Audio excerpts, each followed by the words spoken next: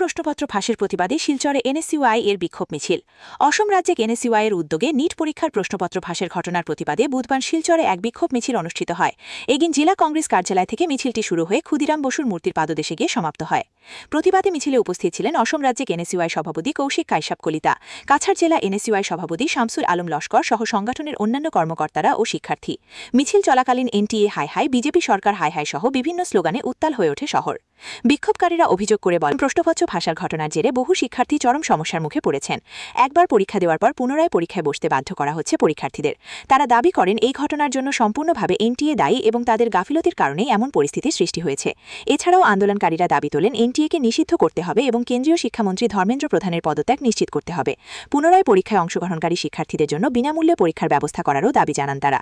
বক্তব্যে নেতৃবৃন্দ আরও বলেন, এর আগেও বিভিন্ন পরীক্ষার প্রশ্নপত্র ফাঁসের ঘটনা সামনে এসেছে, যার পেছনে বড় ধরনের দুর্নীতির সম্ভাবনা রয়েছে।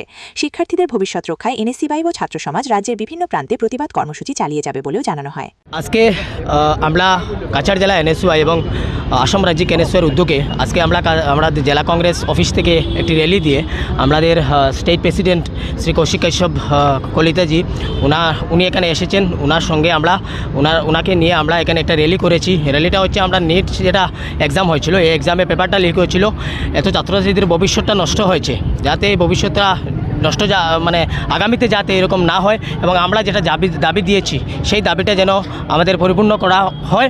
এবং আমরা এনএসইউআই তরফ থেকে আমরা মেমোরান্ডাম সাবমিট করেছি ডিসি অফিসে। একটা এই নিট এক্সাম লিক হওয়ার পরে আমরা একটা মেমোরান্ডাম সাবমিট করেছি এবং আজকে আমরা এই প্রোটেস্টটা করেছি যে আজকে আমরা এই র্যালিটা হয়েছে যে ছাত্রছাত্রীদের ন্যায় পাবে, যারা ছাত্রছাত্রীদের এক্সামটা এক্সাম করা হয়েছে তাদের ন্যায় যাতে পাওয়া যায় এবং আগামীতে যে এক্সাম হবে যে নিটের এক্সামের যে ফিস যেগুলো আছে এগুলো যাতে ফিসগুলো ফ্রি করে দেওয়া হয়।